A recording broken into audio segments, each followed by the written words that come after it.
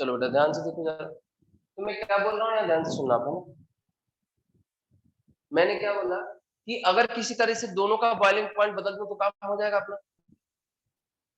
अब क्वेश्चन ये कि बॉइलिंग पॉइंट बदले कैसे, है ना। तो इसका एक तरीका होता है, बॉइलिंग पॉइंट बदलने के लिए क्या करते हैं, ठीक है। इसका एक तरीका होता है, व्हेन वी ऐड, इसमें लिखिए, when we add a chiral molecule, a chiral compound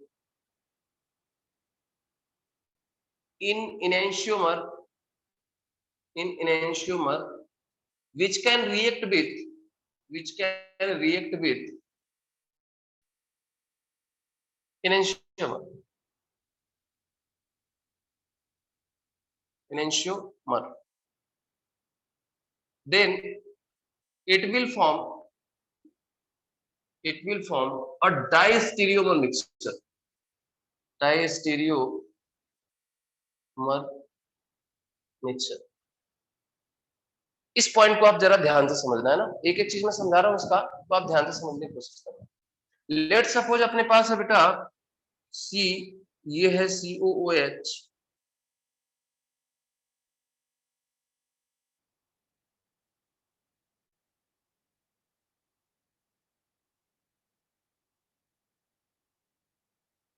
ये कायरल मॉलिक्यूल दिख रहा है आपको, लैक्टिक एसिड ये अभी भी OH COH HCH3 मतलब लैक्टिक एसिड। कायरल दिख रहा है आपको ये, बोलो। Yes sir. हाँ सर, है सर कायरल। कायरल है। अब इसका आप बता सकते हो ये R है कि S है, R आ रहा है S आ रहा है, बता सकते हो क्या। H अपने को टॉप पे चाहिए, अपन 1 2 3 जाए तो 1 2 नंबर ये आएगा, 3 नंबर है, क्या आ रहा है, S आ रहा है, यस ठीक है बेटा, ये S आ गया, राइट। मान लो कि इसमें एक मैं कंपाउंड ले रहा हूं, इसके साथ रिएक्शन कराने के लिए मेरे पास कंपाउंड CH3 इधर ले लिया, सॉरी C2H5 ले लेता, C2H5, C3H7 ले लेता हूँ इधर की तरफ, और इधर ले लेता हूँ OH, एक अल्कोहल ले लिया। ये क्या है, एक अल्कोहल हमने ले लिया, ठीक है, डन। एक अल्कोहल हमने यहाँ पे ले लिया। इस अल्कोहल को देखो जरा, इसका R आ रहा है कि S आ रहा है, कॉन्फ़िगरेशन क्या आ रहा है, चेक करो।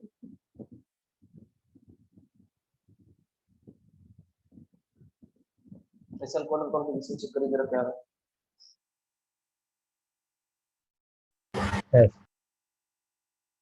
यस S आ रहा है, सभी का ऐसा आ रहा है ना। टॉप पोजीशन पे अपना 4 नंबर यहाँ पे होना चाहिए, टॉप वाले पे होना चाहिए या बिलो वाले पे होना चाहिए, 4 नंबर ये ध्यान रखना। ऐसे आ रहा है सभी का, देख लो जल्दी फाइनल करो, क्या आ रहा है बेटा, ऐसा आ रहा है, आ रहा है, ऐसा आ रहा है, ऐसा आ रहा है, तो देखो दोनों एस हो गया। अब क्वेश्चन है कि क्या ये दोनों रिएक्शन कर सकता है, तो COOH हमें पता है कि अल्कोहल के साथ रिएक्शन करता है और ईस्टर बनाता है, बोलो करता है कि नहीं करता है। तो यहाँ पे ये कंपाउंड क्या बन जाएगा, यहाँ पे कंपाउंड बनेगा HOH, बचा रहेगा यहाँ पे आ जाएगा C डबल बॉन्ड O, यहाँ पे इसका O आ गया, यहाँ कार्बन आ गया, ये C2H5, इधर आ जाएगा CH3 और इधर आ जाएगा C3H7, राइट, बोलो। Yes sir. अब इसमें ये वाला जो कार्बन है जिसका कॉन्फ़िगरेशन क्या है बेटा S, और इसका भी कॉन्फ़िगरेशन क्या है बताइए, S है, डन। सर ये मान लीजिए क्या, ये मान लीजिए कंपाउंड बना 3, ये कंपाउंड 1 है और ये कंपाउंड 2 है। हाँ बोलिए सर वो सेकंड वाला R होगा ना। आ रहा है क्या, चलो देख लेता हूँ मैं क्या आएगा। अब ये गलती करोगे तो फिर अब सब कुछ पढ़ाया बेकार है, फिर RS कॉन्फ़िगरेशन में गलती कर रहा हूँ। एक दो, दो कौन सा आएगा, ये वाला 2 आ जाएगा, कार्बन ज्यादा है, 3 आएगा ऊपर वाला और 4 आ गया ये। अब 1 नंबर हमको यहाँ पे चाहिए, एक्सचेंज कर लो इसको, क्या आ जाएगा, 1 इधर 2 इधर, 4 ऊपर 3 नीचे, तो 1 2 3, क्या आ गया, R आ गया ना, ये गलती कर दी हो, R आएगा ये। तो अगर ये R है बेटा तो ये भी R हो जाएगा, अभी तो कॉन्फ़िगरेशन वही रहेगा, बोलो बात समझ में आई क्या। यानी एक ऐसा कंपाउंड जो कायरल है और उसका कॉन्फ़िगरेशन कैसा है, आर है, उससे हमने रिएक्शन कराया तो एस वाला तो रिएक्ट करके क्या बनाएगा, एस वाला आर के साथ जुड़ के क्या बनाएगा बेटा, एस आर बना देगा। बोलो, एस वाला जुड़ के आर वाले के साथ क्या बना देगा, एस आर बना देगा, यस और नो? यस। और दूसरा कंपाउंड हमारा क्या हो जाएगा, दूसरा कंपाउंड हमारा कुछ ऐसा होगा क्या, इसका मिरर इमेज, इसका मिरर इमेज मतलब एच इधर, ओ एच इधर, सी ओ एच इधर आ जाएगा क्या, बोलो बेटा, और सी एच थ्री यहाँ पे आ जाएगा। तो इसका कॉन्फ़िगरेशन क्या आएगा, इसका अगर मिरर इमेज है तो इसका क्या आएगा कॉन्फ़िगरेशन, आर आएगा। बोलो, ये दोनों को ध्यान से देखो, ये जो भी कॉन्फ़िगरेशन है एस है तो इसका क्या आएगा, आर आने वाला है नीचे वाले का। अब इसका भी रिएक्शन किसके साथ कराऊं, इसी कंपाउंड के साथ कराऊं, तो ये कंपाउंड तो क्या है अपने पास, OH C2H5 CH3 और C3H7, राइट, यही है। अब की बार फिर से इसका OH रिएक्ट करेगा इसका COH के साथ, तो नया चीज क्या फॉर्म होने वाला है, नया चीज कुछ ऐसा फॉर्म हो जाएगा, CH है, H को ऊपर रखें, CH3 को यहाँ रख दें और इसका C3H7 यहाँ, OH यहाँ रख दें और इसका CO को यहाँ कर लें, तो O और उसके साथ ये वाला पार्ट जाके जुड़ जाएगा, तो इस वाले पार्ट को कैसे जोड़ दें अपन, C2H5 CH3 और C3H7, ये तो जाके जुड़ जाएगा सीधे सीधे, लेकिन कॉन्फ़िगरेशन तो नहीं बदला ना, कॉन्फ़िगरेशन नहीं बदला है ना हमने इसका, इसको ऊपर रखा है, इसको जहां पे है वहीं पे रखा, बस इसको पलट के लाके उधर से लगा दिया है। तो अभी भी कॉन्फ़िगरेशन इसका कैसा है, इस वाले का कॉन्फ़िगरेशन रहेगा आर, लेकिन इसका कॉन्फ़िगरेशन कैसा रहेगा, यहाँ पे ये वाला भी कैसा रहेगा, ये आर था तो ये अभी भी आर ही है, और यहाँ पे भी क्या है, आर ही है। बात समझ में आई क्या, बोलो। अब क्वेश्चन ये है कि ध्यान से देखो जरा, ये बना कंपाउंड 4, तो जो कंपाउंड 3 और 4 बने हैं, अब देखो हमारा क्या था, पहले रेसिमिक मिक्सचर था, इन दोनों का मिक्सचर था, तीसरा कंपाउंड एंट्री लिया, तीसरा कंपाउंड कैसा कंपाउंड, कायरल कंपाउंड। जब ये कायरल कंपाउंड एंट्री मारा तो इसने इसके साथ भी रिएक्ट किया और इसने इसी के साथ भी रिएक्ट किया, दोनों जगह ये सेम है ना, ये दोनों कैसा है, सेम है, और ये अलग अलग है, इनएंशियोमर है दूसरे। तो जब इससे रिएक्ट किया तो इसने बनाया एक अलग कंपाउंड, अब ये तो खत्म हो गए ना, दोनों खत्म हो गए, इससे रिएक्ट किया तो ये पूरा खत्म हो गया, नया कंपाउंड बन गया, ठीक है ना। स्टरिफिकेशन भी बोल सकते हो, स्टर बनना तो स्टरिफिकेशन बोलना कोई बुरा नहीं है। तो मेन अभी स्टरिफिकेशन पे फोकस नहीं करना, अपने फोकस करना है यहाँ पे प्रॉपर्टी क्या हो रही है। तो अब देखो जरा ध्यान से, क्या ये दोनों इनएंशियोमर बचेंगे, ये S और ये R, राइट, S और R, तो मिरर इमेज क्या बनेगा, S का मिरर इमेज R बन गया, नो डाउट, लेकिन R का मिरर इमेज तो यहाँ पे S बनना चाहिए था, लेकिन अभी भी कैसा ही R है। इसका कॉन्सेप्ट ये हुआ कि ये दोनों जो बना है वो अब इनएंशियोमर नहीं रहा, ये और ये दोनों अभी इनएंशियोमर नहीं है, बात समझ में आई, क्लियर है ना, ये दोनों इनएंशियोमर है क्या बेटा, सोच बताओ, नो सर, नहीं है। और अगर ये दोनों इनएंशियोमर नहीं है, इसका मतलब क्या हो, ये अब क्या बचे, अब जो मिरर इमेज है नहीं, लेकिन कंपाउंड ये वाला सेम है, कंपाउंड सेम हो, मिरर इमेज नहीं हो, तो क्या बोलते हैं उसको, डायस्टेरियोमर। तो ये जो कंपाउंड बने, ध्यान से देखो जरा, ये जो दोनों कंपाउंड बन रहे हैं, यहाँ एक बन रहा है SR और दूसरा बन रहा है आर नॉट मिरर इमेज, और अगर मिरर इमेज नहीं है तो कैसे हो जाएंगे, बोथ आर डायस्टेरियोमर, बोलो बेटा, दोनों कैसे है, डायस्टेरियोमर, क्लियर है। और अगर दोनों डायस्टेरियोमर हुए तो दोनों का बॉइलिंग पॉइंट क्या होगा,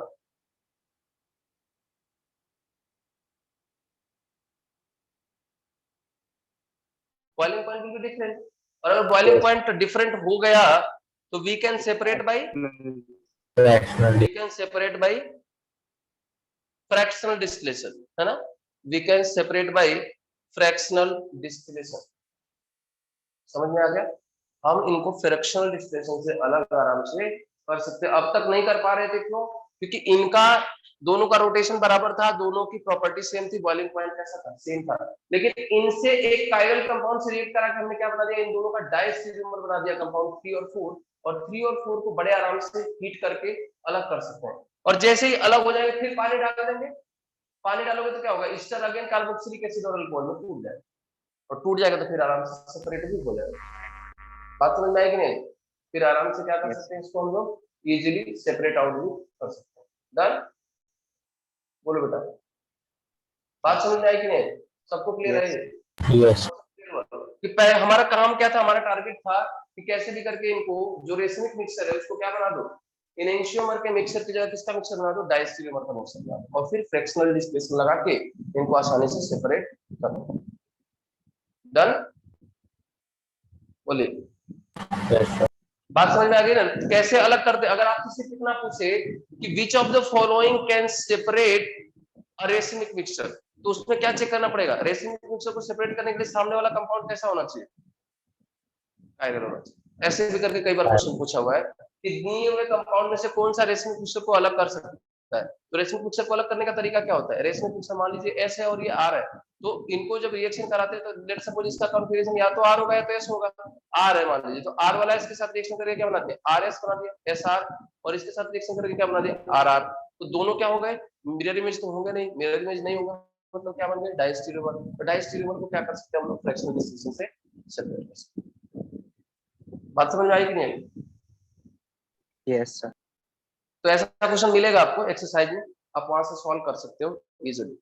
ये टॉपिक बिल्कुल अच्छे से क्लियर हुआ, व्हाट इज रेसमिक मिक्सचर और रेसमिक मिक्सचर को कैसे सेपरेट करते हैं, what is the meaning of optical resolution. Optical resolution मतलब रेसमिक मिक्सचर को सेपरेट करना, अलग अलग कर देना, क्या कहलाता है, ऑप्टिकल रेजोल्यूशन। बात समझ में आ गई क्या?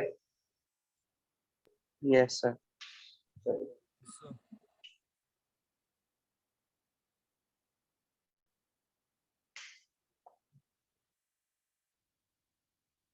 मिटा दो उसको। Yes. Yes, sir.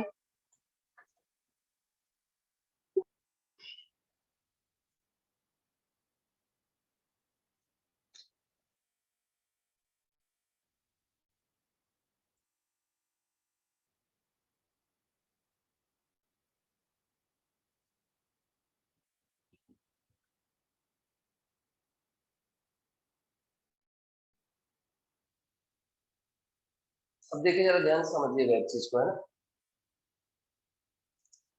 हेडिंग डालेगा ऑप्टिकल प्योरिटी,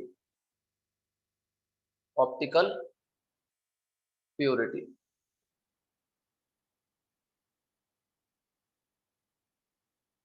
ऑप्टिकल प्योरिटी, ठीक है ना। या ध्यान से देखिएगा जरा, ऑप्टिकल प्योरिटी का क्या मतलब है। लेट सपोज सॉल्यूशन है, एक सॉल्यूशन मैंने ले लिया है यहाँ पे, ठीक है, एक सॉल्यूशन ले रहा हूँ यहाँ पे एग्जांपल के तौर पे ऑप्टिकल प्योरिटी समझाने के लिए। एक सॉल्यूशन है जिसमें 60% जो है वो डी कॉम्पोजिशन है और 40% एल कॉम्पोजिशन है,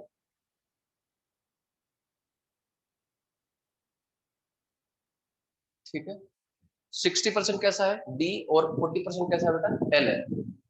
और जिसका डी और जिसका एल है, कंपाउंड कैसा है, सेम। कंपाउंड दोनों में कैसा है, बोथ पार्ट है सेम कंपाउंड, बोथ पार्ट है सेम कंपाउंड, मतलब इनेंशियोमर बोल दो, कोई दिक्कत नहीं होगी, इनेंशियोमर, ठीक है। बात समझ में आई? तो अगर किसी इनेंशियोमर का, अब देखो 50-50 मिलाया था तो क्या था, पूरा क्या बन गया था, रेसमिक मिक्सचर 100%। बोलिए, 50% डी मिला दिया था और 50% एल मिलाया था तो क्या बन गया था, रेसमिक मिक्सचर बन गया था कि नहीं बन गया था। जितना Yes. पार्ट में क्लॉकवाइज घुमाया था उतना ही एंटी क्लॉकवाइज घुमा दिया था। इस सॉल्यूशन को ध्यान से जरा परखिए कि अगर 60% यहाँ पे डी है और सिर्फ 40% एल है, तो कितने 40% एल कितने परसेंट पार्ट का रोटेशन को कट आउट कर सकता है। ये 40% एल वाला इसमें से कितने परसेंट का रोटेशन को बिल्कुल कट कर देगा, जीरो कर देगा, 40%. अपने 40. अमाउंट के बराबर का, है ना। इसका मतलब मैं इसी सॉल्यूशन को दो पार्ट में तोड़ू, कैसे, 20% D plus 40% D plus 40% L. बोलिए, कोई दिक्कत इसमें? तो ये दोनों पार्ट मिलके क्या बना लेगा बेटा, ये दोनों पार्ट मिलके क्या बना लेगा, इसमें कुछ रेसमिक मिक्सचर। तो ये वाला पार्ट बच जाएगा ना। बोलिए, यानी ओवरऑल क्या सॉल्यूशन होगा हमारा, डेक्स्ट्रोरोटेटरी होगा कि नहीं होगा, overall solution is dextrorotatory, is dextrorotatory. और कितना परसेंट प्योर है ये? 20% pure D solution. Pure solution कितना मिल गया हमें? कितना परसेंट सॉल्यूशन यहाँ प्योर मिला हमें? 20% सॉल्यूशन हमें 20 प्योर फॉर्म में मिलेगा ना। 20% सॉल्यूशन हमारा क्या होगा? प्योर फॉर्म में मिलेगा।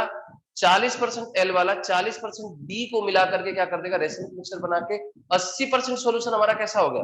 यानी अगर हमसे पूछे कितना परसेंट सॉल्यूशन प्योर है, तो प्योर सॉल्यूशन आ गया 20% और रेसिमिक मिक्सचर कितना आ गया बेटा?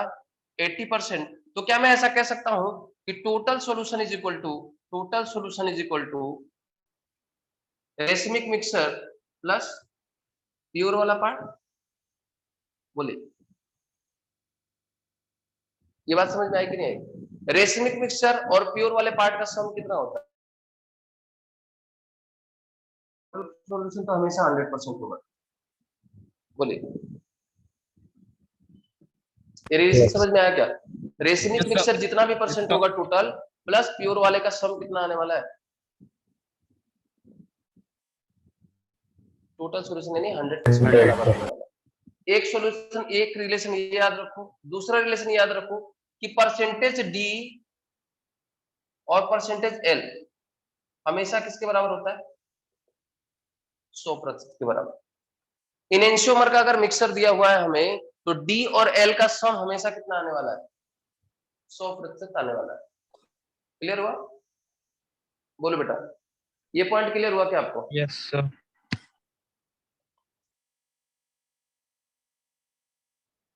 एक क्वेश्चन दे रहा हूं, ध्यान से सॉल्व करना उसमें। ये क्वेश्चन है आपके लिए।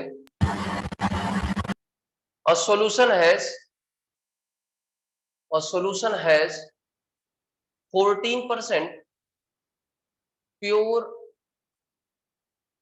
D enantiomer, then find total percentage D, दूसरा टोटल परसेंटेज L, तीसरा रेसिमिक मिक्सचर। ट्राई करिए, रेसिमिक मिक्सचर का भी परसेंटेज आपको फाइंड करना है। ट्राई करेंगे ये क्वेश्चन। टोटल D परसेंट का कितना होगा, टोटल L परसेंट कितना होगा सॉल्यूशन में, और रेसिमिक मिक्सचर का कितना सॉल्यूशन, रेसिमिक मिक्सचर कितना परसेंट आने वाला है?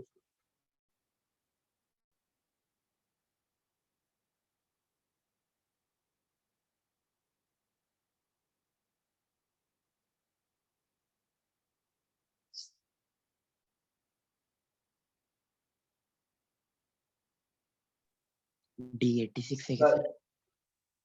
86 आ रहा है। डी का परसेंटेज गलत है। प्योर डी 86 कैसे आएगा? डी का ध्यान से सॉल्व करो। डी का कितना आ रहा है? 57। 57। Yes sir. 57%। ट्राई करिए सारे लोग। दिमाग लगाओ, सॉल्यूशन आपके सामने है, तरीका आपके सामने है।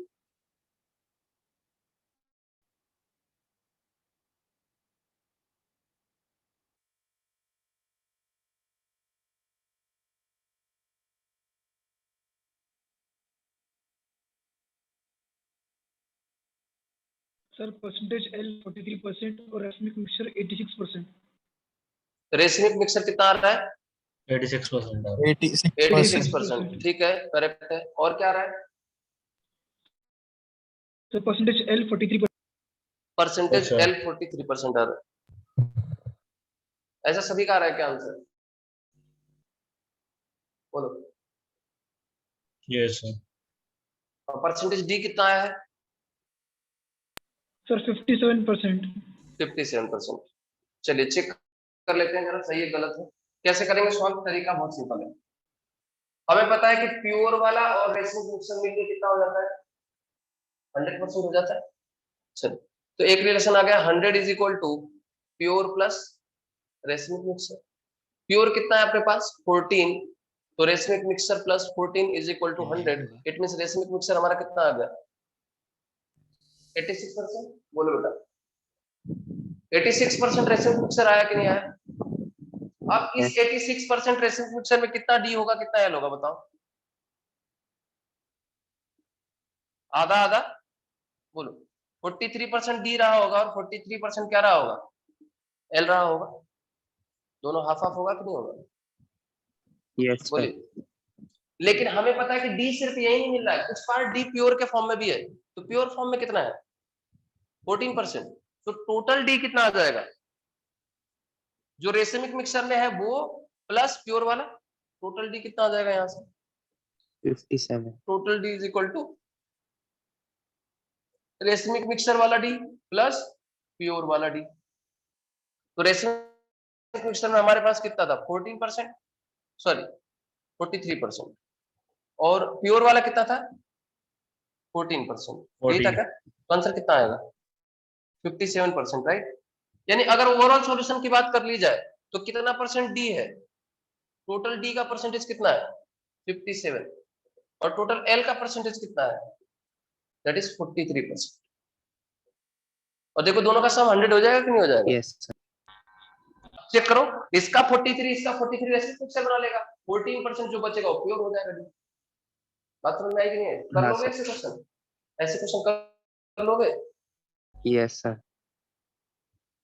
तो अच्छा एक चीज और मैं बोलूं, ध्यान सुनना कि क्या मैं इसको ऐसा भी बोल सकता हूँ कि ये अगर 43% ये 43% और वो 14% एक्स्ट्रा है, तो क्या मैं ऐसा कह सकता हूँ कि दोनों इनएंशियोमर में से एक इनएंशियोमर एक्सेस में प्रेजेंट है? बोलो, और कितना एक्सेस में प्रेजेंट है? 14%। Yes, sir. तो Yes, इसी sir. टर्म को कहा जाता है, ध्यान समझना, ऑप्टिकल प्योरिटी को ही क्या कहा जाता है? इनएंशियोमेरिक एक्सेस। इनएंशियोमेरिक एक्सेस।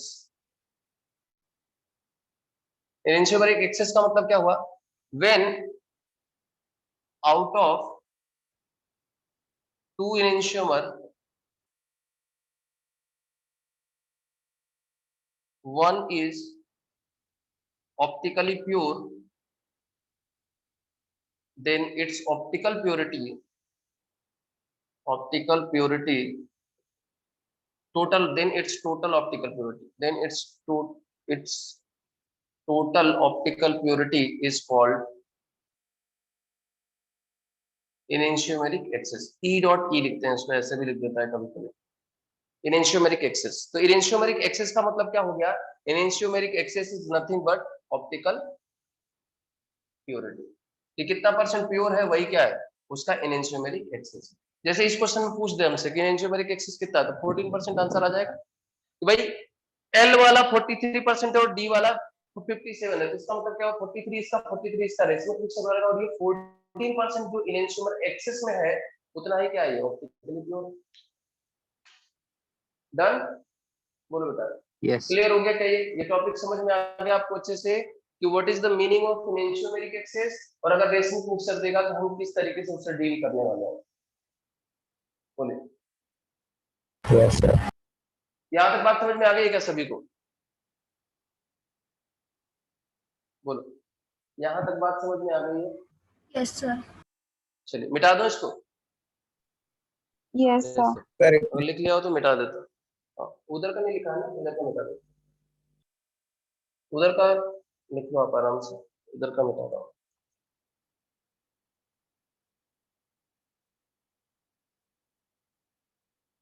अब देखो जरा इसमें क्या बचा हुआ है ना? एक टर्म आता है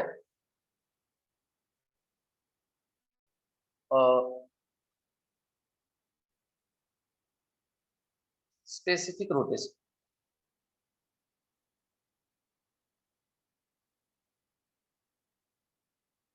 specific rotation first term. Specific rotation समझते मेरा है क्या चीज है ना? तो आपको मैंने ये सिखाया था कि अगर मैं कैसा लूं, कोई लाइट सोर्स ले लेता हूं और इसको क्या करता हूं मैं, प्लेन पोलराइज लाइट से गुजार दूं, पोलैरिमीटर से गुजार दूं। तो अगर ये पोलैरिमीटर से गुजरेगा तो क्या होगा? सिर्फ सिंगल लाइट पास आउट होगी। बोले, अगर ये पोलैरिमीटर है तो एक ही डायरेक्शन वाली लाइट पास होती है। अब जब इसको हम क्या करते हैं, किसी सॉल्यूशन से गुजारते हैं इसको, लेट्स सपोज यहाँ पे सॉल्यूशन ले लिया हमने, इस ट्यूब के अंदर भर दिया सॉल्यूशन को, और इसकी लेंथ हमने कितनी ले ली, एल ले ली, ठीक है। इस ट्यूब की लेंथ हमने कितनी ले ली है, एल ले ली है, और इसके अंदर हमने सॉल्यूशन भरा हुआ है, ये सॉल्यूशन, ये कोई हमने कायरल कंपाउंड डाला है यहाँ पे, कायरल कंपाउंड सॉल्यूशन। तो ऑब्वियस सी बात है, जब कायरल कंपाउंड के अंदर से लाइट गुजरती थी तो क्या होता था, ये लाइट कुछ ना कुछ एंगल से क्या हो जाती थी बेटा, डेविएट हो जाती थी अपने पास से, राइट, डेविएट हो जाती थी, और इसको हम कहते थे, लेट्स सपोज थीटा एंगल से रोटेट हुई, तो हम इसको क्या कहते थे, एंगल ऑफ रोटेशन कहते थे। ये थीटा क्या था, Yes. Angle of rotation, right, Yes. इसको क्या कहा जाता था, एंगल ऑफ रोटेशन कहा जाता था। क्लियर है क्या ये टर्म, यहां तक बात समझ में आई क्या आपको? Yes, sir.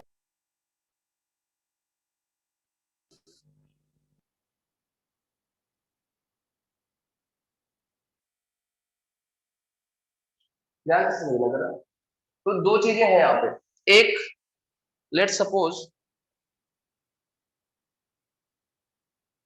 solution has weight by volume concentration C ग्राम पर ml, ठीक है।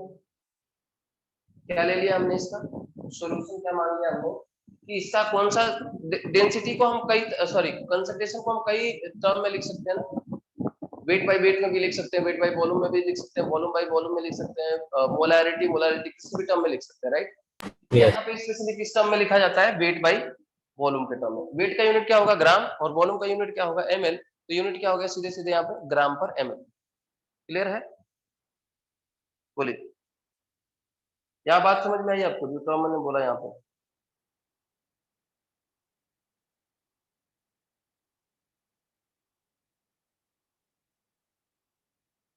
एक सेकंड रुकोगे थोड़ा सा,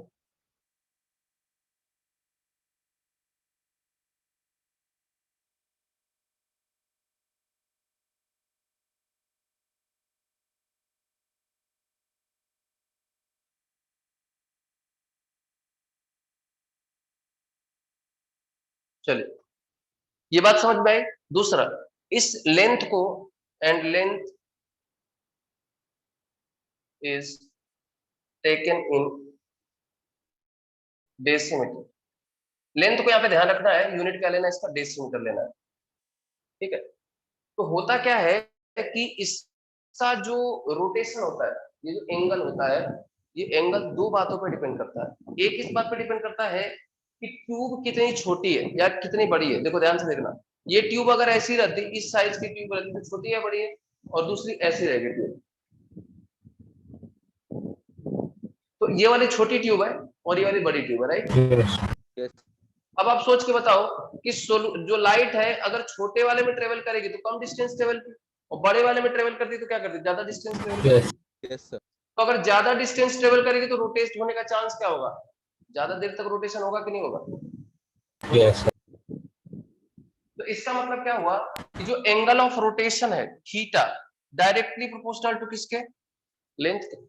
तो भाई ये लेंथ ट्यूब का जितना बड़ा होगा उतना ज्यादा ये रोटेट करने वाली है लाइट। क्यों, ज्यादा बड़ा होगा तो ज्यादा देर तक लाइट इसके अंदर एनकाउंटर होगी, और ज्यादा से ज्यादा सॉल्यूशन से कांटेक्ट में आएगी तो रोटेट भी क्या होगी, ज्यादा होगी। It means angle of rotation is directly proportional to length. बोले Yes. दूसरी बात, this theta is directly proportional to the concentration. कैसे, पहले कम हम कंपाउंड को ऐड करें तो कम घुमाएगा, लेकिन अगर ज्यादा कंपाउंड ऐड कर दो तो क्या करेगा, ज्यादा से ज्यादा मॉलिक्यूल लाइट के साथ इंटरेक्ट होंगे, और ज्यादा से ज्यादा लाइट के साथ इंटरेक्ट होंगे तो क्या करेंगे, ज्यादा घुमाएंगे। बोलिए, यानी थीटा डायरेक्टली प्रोपोर्शनल हो गया बेटा किसके, एल के, और थीटा डायरेक्टली प्रोपोर्शनल हो गया सी के। तो क्या मैं इसको ऐसे लिख दूं, theta is directly proportional to L C, हाँ सर, दोनों के प्रोपोर्शनल है तो एक साथ लिख दो, और ये प्रोपोर्शनलिटी का साइन हटेगा तो क्या आएगा, एक कांस्टेंट आ जाएगा, Alpha. तो कांस्टेंट यहाँ पे ले लेता हूं मैं अल्फा इंटू एल सी, ठीक है। दिस अल्फा इज कॉल्ड, इसी अल्फा को हम क्या कहते हैं, पहले ये बताओ मुझे सोच के ध्यान से कि क्या अल्फा एक कांस्टेंट है, अल्फा कांस्टेंट है कि नहीं? है सर। Yes. और कांस्टेंट का नाम क्या होता है? इसके कांस्टेंट का नाम होता है स्पेसिफिक रोटेशन। रोटेशन। सर ये GIF है क्या? तो क्या बेटा? ये जो अल्फा जिस बॉक्स में लिखा है वो GIF है क्या? नहीं नहीं, अरे उससे कोई मतलब, ग्रेटर इंटीजर फंक्शन वाले की बात कर रहे हो ना, उससे कोई मतलब नहीं, ऐसे बॉक्स में लिख दिया बस समझने के लिए, है ना? तो ये अल्फा क्या हो जाएगा बताओ? थीटा अपॉन क्या आ जाएगा? LC आ जाएगा। बोलो, बात समझ में आई क्या? अब मुझे सोच के बताओ, अगर मैं थीटा बढ़ाऊंगा तो अल्फा क्या करेगा? बढ़ेगा। बढ़ेगा। अभी देखो ऊपर क्या लिखा और उसके बाद तुम्हारा रिप्लाई देखो। ऊपर क्या लिखा? अल्फा कांस्टेंट है। बात समझ में आई कि नहीं आई? हाँ सर। Yes, sir. आप एक चीज समझो ध्यान से, ये अल्फा किसके वजह से आया? ऑलरेडी जो थीटा है, ऑलरेडी जो एल है, ऑलरेडी जो सी है, उसके वजह से आया। बात समझ में आई कि नहीं आई? Yes, sir. हाँ सर। तो अल्फा आप नहीं बदल सकते बेटा। आप चाहो कि थीटा बढ़ा के अल्फा बढ़ा दो, या कंसंट्रेशन घटा के अल्फा को बढ़ा दो, या लेंथ को कम करके कंसंट्रेशन अल्फा को बढ़ा दो, तो ऐसा पॉसिबल नहीं है। ये उसी तरह से जैसे केसी पढ़ते थे ना, इक्विलिब्रियम कांस्टेंट क्या था? Product bye reactant. Yes, sir. बोलो, अब हम कहते थे कि प्रोडक्ट बढ़ाएंगे तो केसी क्या होगा, तो आप क्या कहते थे? बढ़ेगा। रीजन क्या था? केसी कैसा था? ऑलवेज कांस्टेंट था। जब तक टेम्परेचर नहीं बढ़ता था तब तक केसी इंक्रीज नहीं होता था। याद है? Yes, sir. Yes. Chemical equilibrium, याद करिए, केमिकल इक्विलिब्रियम। यानी जो कांस्टेंट है इस बात पे डिपेंड करता था, केसी टेम्परेचर पे से डिपेंड करता था। ऐसे ही अल्फा किस बात पे डिपेंड करता है? Alpha always depend on temperature only.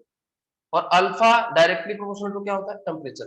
Temperature बढ़ने से क्या होता है? स्पेसिफिक रोटेशन बढ़ जाता है।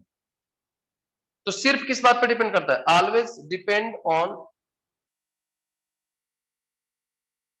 Always depend on temperature only लिख देना है, ताकि आपका कंफ्यूजन कभी भी ना रहे।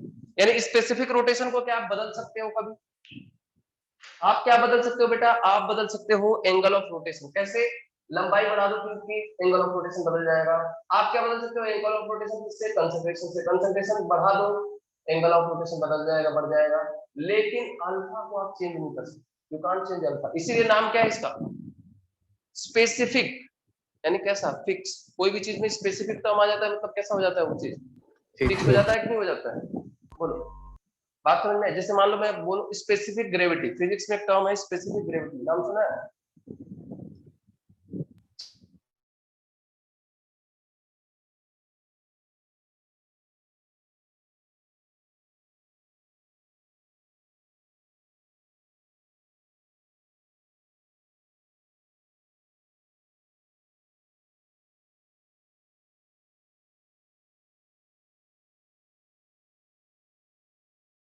लेट्स सपोज एल्यूमिनियम में 2.7 ग्राम पर ml। इसका मतलब क्या हुआ कि अगर मैं स्पेसिफिक ग्रेविटी चेक करूं तो कितना होगा? 2.7 डिवाइड बाय 1 कितना आएगा? 2.7 आ जाएगा। वो फिक्स ही रहने वाला, बदलेगा थोड़ी ना। तो एल्यूमिनियम की डेंसिटी बदलेगी ना तो पानी की बदलेगी, तो स्पेसिफिक ग्रेविटी भी कैसा रहेगा? तो ध्यान रखना बेटा, स्पेसिफिक मतलब ये वैल्यू क्या रहेगी? फिक्स रहेगी। स्पेसिफिक मतलब ये वैल्यू कैसी रहने वाली है? फिक्स रहने वाली है। अल्फा बदलता नहीं है, ध्यान रखना। अल्फा कब बदलता है? जब हम टेम्परेचर बदलेंगे तब बदलेगा, ठीक है? बिना टेम्परेचर चेंज किए अल्फा को आप बदल नहीं सकते। तो स्पेसिफिक रोटेशन क्लियर हो गया अच्छे से आपको? बिल्कुल। Sir theta directly proportional to L कैसे होगा, फिर से बताइए ना। देखिए आप समझिए जरा, ये लेंथ बड़ी कर दो ट्यूब की, तो ये जो लाइट है वो ज्यादा देर तक इस ट्यूब के अंदर रहेगी कि नहीं रहेगी? Yes sir. अगर लंबाई इसकी बड़ी हो काफी, इस ट्यूब की लंबाई खूब बड़ी हो, तो ये ज्यादा देर तक लाइट इसके साथ आएगी, और ज्यादा देर तक आएगी, धीरे धीरे बेंट होती है, तो क्या पूरे सोल्यूशन में बेंट होने का चांस क्या होगा? इसका ज्यादा होगा। यस सीधे नहीं जाएगी, बल्कि क्या होगी? ज्यादा देर तक इंटरेक्ट करेंगे तो ज्यादा रोटेट होने का चांस होगा, और कम इंटरेक्ट करती तो कम रोटेट होता है। यस तो सर। जितनी बड़ी होगी ट्यूब की उतना ज्यादा क्या होगा? रोटेट। दूसरी बात, जितना ज्यादा ये कायरल कंपाउंड मिक्स कर दें, यानी कंसंट्रेशन बढ़ा दें, और और कायरल कंपाउंड ऐड कर दें इसके अंदर, तो और ऐड करोगे तो सॉल्यूशन कैसा हो गया? कंसंट्रेट हो गया। तो कंसंट्रेशन बढ़ेगी तो भी क्या होगा? रोटेट करने वाले मॉलिक्यूल की संख्या बढ़ गई, और रोटेट करने वाले मॉलिक्यूल की संख्या बढ़ी तो रोटेशन भी क्या होगा? ज्यादा होगा। तो कौन बढ़ रहा है एक्चुअली? लंबाई बढ़ने से या फिर कंसंट्रेशन बढ़ने से कौन बढ़ रहा है? ये जो एंगल ऑफ रोटेशन है ये बढ़ रहा है। Specific rotation is something else. Specific rotation क्या है, ये वैल्यू फिक्स है हमेशा, आप कुछ भी कर लो। देखो आप समझना कि अगर आपने लंबाई या कंसंट्रेशन बदला तो कौन बदल जाएगा, थीटा। देखो लंबाई अगर आपने चेंज किया तो कौन चेंज हो जाएगा, थीटा, लेकिन अल्फा अभी भी कैसा रहेगा, वही रहेगा। अगर आपने कंसंट्रेशन बदला तो भी कौन बदल जाएगा, थीटा बदल जाएगा, और फिर से वैल्यू अल्फा की क्या रहने वाली है, वही रहने वाली है। आपने एल और सी दोनों चेंज कर दिया बेटा, फिर से थीटा उनके करस्पॉन्डिंग चेंज हो जाएगा, तो अभी भी अल्फा की वैल्यू क्या रहने वाली है, सेम। फिक्स रहने वाली है। बात समझ में आई कि नहीं? Yes sir. तो बदलता कौन है बेटा, ये चेंज हो सकता है, ये चेंज हो सकता है, बट ये कैसा रहेगा, फिक्स। कांस्टेंट। यानी स्पेसिफिक रोटेशन हमेशा कैसा होता है, ये हर एक कंपाउंड का क्या होता है बेटा, फिक्स होता है, बदलता नहीं है। चाहे कुछ भी कर लो, अगर टेम्परेचर नहीं बदला तो अल्फा बदलने वाला नहीं है। यहां तक बात आपको बिल्कुल समझ में आ गई अच्छे से, बोलो यस बेटा। तो ये अल्फा आया कहां से, अल्फा आया हमारा थीटा एल और सी की मदद से। लेकिन अगर कोई पूछे कि अल्फा इन पे डिपेंड करता है क्या, तो आंसर है ये इन पे डिपेंड नहीं करता है। इसकी अपनी खुद की प्रॉपर्टी होती है, जो सिर्फ और सिर्फ किस पे डिपेंड करता है, टेम्परेचर पे डिपेंड करता है। डन, बोलो बेटा, बात समझ में आई कि नहीं आई?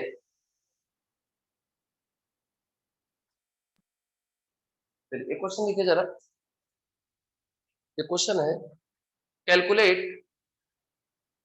Calculate alpha of compound X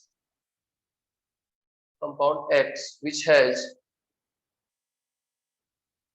density 2 gram per ml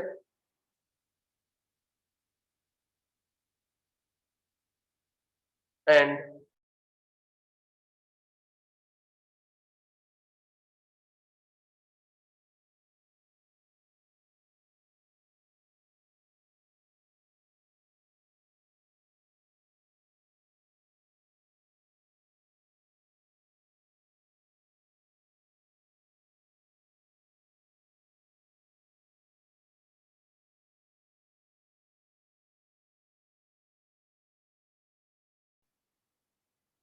बोलो बेटा क्या कर लेंगे, सॉल्व कर देंगे इसको, बोलिए कैसे सॉल्व कर देंगे। अपने को डी दिया है, यूनिट सेम है, सही है। एंगल ऑफ रोटेशन यानी थीटा दे रखा अपने को, और उसके बाद लेंथ अपने को डेसीमीटर में चाहिए, तो डेसीमीटर में दिया हुआ है, तो बस अपने को पुट करना है फॉर्मूले में, आंसर आ जाएगा। बोलो सॉल्व करोगे, कर लोगे, कर लेंगे। कर लोगे, क्या आ जाएगा आंसर बेटा, 17.5 आ जाएगा। सॉल्व कर दोगे सारे लोग, आसान है, फॉर्मूले में पुट करना है। बस ध्यान रखना, यूनिट का ध्यान रखना है। यहाँ पे चाहते तो क्वेश्चन चेंज कर देते, 2 सेंटीमीटर ले लेते, अब पहले क्या करना पड़ता है, उसको मीटर में कन्वर्ट करना पड़ता, फिर डेसीमीटर में कन्वर्ट करना पड़ता, ठीक है ना। स्पेसिफिक रोटेशन का यूनिट क्या होगा, इसका बेटा स्पेसिफिक रोटेशन। स्पेसिफिक रोटेशन का यूनिट देख लो आप, यहाँ पे सब कुछ दिया हुआ है आपका। अल्फा का यूनिट क्या आ जाएगा, तो थीटा अपॉन एलसी था ना, बोलो थीटा का क्या आएगा, डिग्री सेंटीग्रेड कुछ भी ले लें अपन, यहाँ पे एल का कितना आया था, डेसीमीटर, और सी कितना आया था, ग्राम पर एमएल। एमएल, है ना। तो एमएल का मतलब क्या हो जाएगा,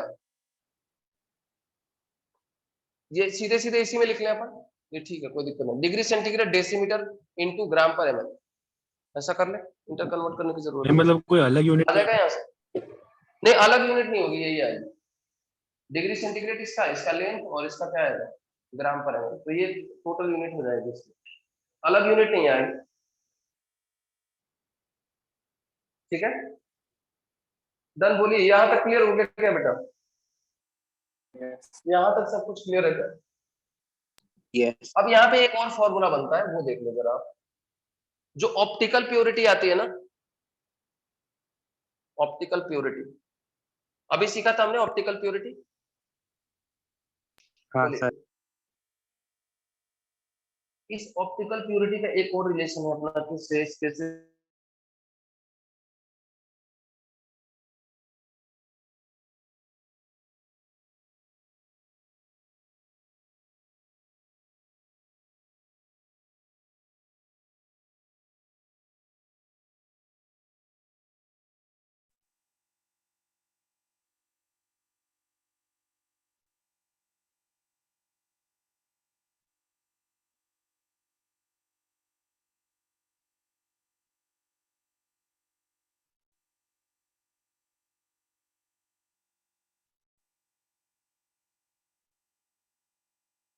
फिर देखिए ऑप्टिकल प्योरिटी का एक फॉर्मूला और आता है, या इनएंशियोमेरिक एक्सेस बोल दें या इसी को ऑप्टिकल प्योरिटी कह दें, इज इक्वल टू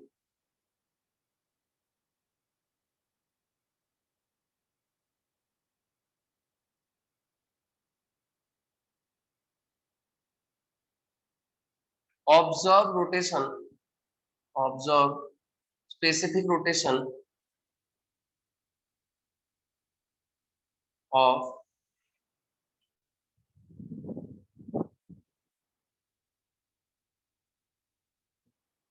सॉल्यूशन, पूरे सॉल्यूशन का, divide by observe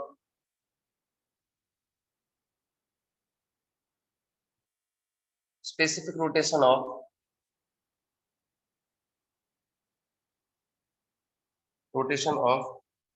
pure enantiomer. जैसे प्योर का मतलब जैसे 14% प्योर था ना एक सॉल्यूशन जो कराया था शुरू में, तो उस सॉल्यूशन का कितना रोटेशन आएगा, उस प्योर वाले पार्ट का कितना रोटेशन आएगा, उसका स्पेसिफिक रोटेशन से डिवाइड करना है किसमें, पूरा जो ओवरऑल सॉल्यूशन था उसके स्पेसिफिक रोटेशन में। तो हमको क्या मिल जाएगा, एनेंशियोमेरिक एक्सिस या फिर ऑप्टिकल प्योरिटी मिल जाएगी। वो जो ऑप्टिकल प्योरिटी 14% निकाली थी वो कहां से निकाली थी, यहीं से। स्पेसिफिक रोटेशन की पहले वैल्यू निकाली जाती है किससे, length of the tube, theta, और वो सारा चीज प्रोसेस में करके अल्फा निकाल लिया जाता है, और उस अल्फा की मदद से क्या किया जाता है, एनेंशियोमेरिक एक्सेस या फिर ऑप्टिकल प्योरिटी फाइंड की जाती है। बात समझ में आई? जैसे एक क्वेश्चन से इसको क्लियर करता हूँ, ध्यान से देखना। एक क्वेश्चन से क्लियर कर रहा हूँ इस चीज को, इसको आप ध्यान से देखोगे तो आपको आइडिया लग जाएगा कैसे सॉल्व करना है। एग्जांपल देखो जरा ध्यान से, क्या बोला, if we have some 2 butanol with observe specific rotation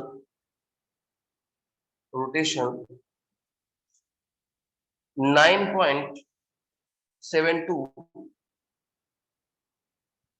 when we compared this rotation with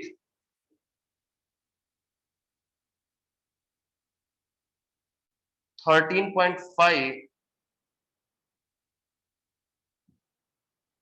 degree rotation of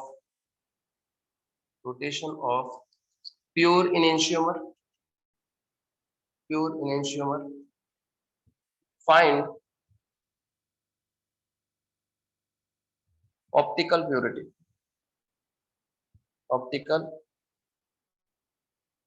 यहाँ पे प्लस दिया हुआ है और यहाँ पे भी प्लस दिया हुआ है। प्लस का मतलब क्लॉकवाइज, प्लस का मतलब क्या है, क्लॉकवाइज, ठीक है। तो अब इस केस में अगर हमको प्योरिटी निकालना होता तो प्योरिटी का फॉर्मूला क्या लगा देते, पूरे सॉल्यूशन का रोटेशन, अल्फा किसका, सॉल्यूशन का, डिवाइड बाय अल्फा किसका, प्योर वाले का, अल्फा सॉल्यूशन वाले का डिवाइड बाय क्या हो जाएगा, अल्फा प्योर वाले का। तो अल्फा प्योर इनएंशियोमर का कितना आया,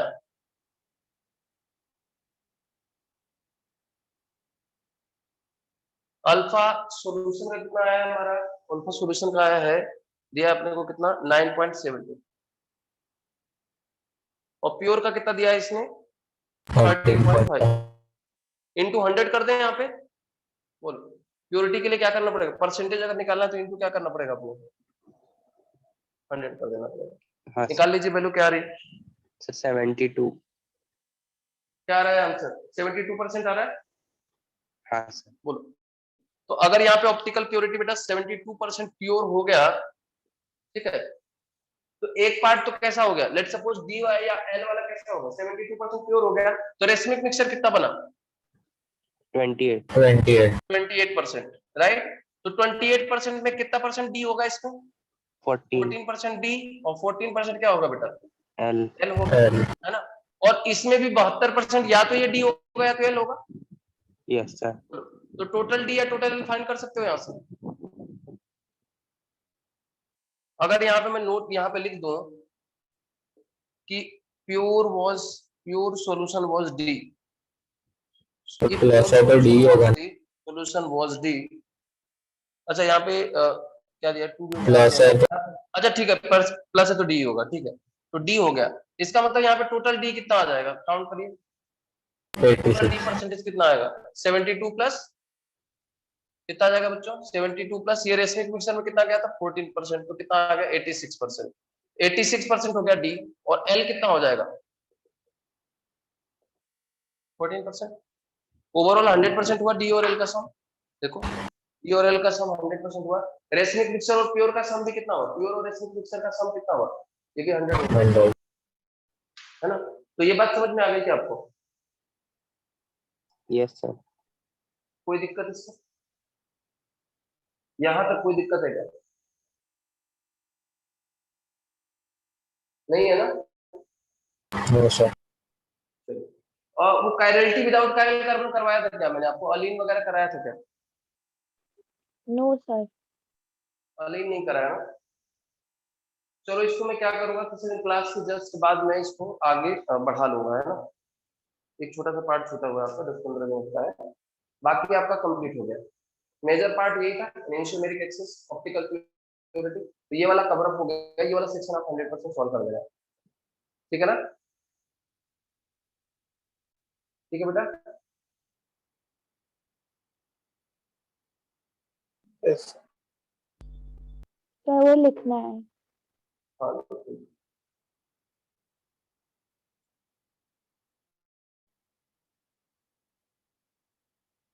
सर वो जो 72% आया है ऑप्टिकल प्योरिटी, वो डी है या एल है, वो कैसे पता चला? ये पॉजिटिव दे दिया ना इसने, अगर ये माइनस देता तो इसका मतलब क्या होता है, एल हो जाता। ये पॉजिटिव दे दे तो समझ लो डी है, और अगर ये माइनस दे तो समझ लो क्या है, एल है। Okay sir. यानी इसके साइन से भी पता करते हैं डी है कि एल है, स्पेसिफिक नोटेशन से।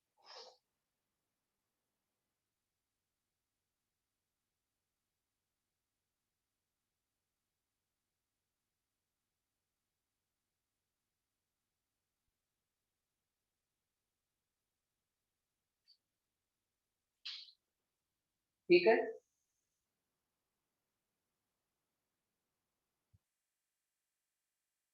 अब करंट का जो पी आईपी बैचेस को कितने स्टूडेंट है, करंट जो भी चल रहा है आईपी बैचेस को कितने स्टूडेंट है, किसी को आइडिया। सर ऐसे नहीं बताना, टोटल बताना है आपको, कितने स्टूडेंट हैं आईपी में, जो करंट चल रहा है उसमें आइडिया है, तो मेरे में तो कंबाइन चलता है ना, मुझे नहीं पता चल पाता है, बाकी सब्जेक्ट में चलता होगा सेपरेटली। सर कितने स्टूडेंट हैं 48 उसमें, 50 48 ज्वाइन करते हैं, 47 या फिर 48 ही ज्वाइन करते हैं। ठीक है, ठीक है, ओके, ठीक है ना, तो ये समझ में आ गया, ये बना लेना आप एक्सरसाइज, है ना। यस और मैं टाइम दे दूंगा आपको, डिस्कस भी कर दूंगा इस सेक्शन को, तो जो अगली बार उसको कवर करेंगे ना, उसी टाइम बाकी बचा हुआ सेक्शन हम डिस्कस भी कर देंगे। सर। मिलते हैं ना। सर वो calculation of number of stereo isomers में सर वो बनाने में प्रॉब्लम जा रही है। और ठीक है, उसको करा दूंगा मैं, क्वेश्चन कुछ करा दूंगा, अगर किसी दिन और एक्स्ट्रा क्लास लेकर के क्वेश्चन भी करा दूंगा उसके अलग से, ठीक है ना। Yes sir. तो जो बचा हुआ पोर्शन है और कुछ क्वेश्चन अलग से कराऊंगा तो क्लियर हो जाएगा। Yes sir. बैच बैच इसी दिन चेंज करना थोड़ा सा हेडअपफुल होता है, बैच चेंज हो गया, आधे बच्चे इधर हो गए, आधे बच्चे इधर हो गए, क्या चालू करें समझ में हो गया है। ठीक है, चलिए मिलते हैं ना next class, bye everyone. Bye sir. धन्यवाद सर।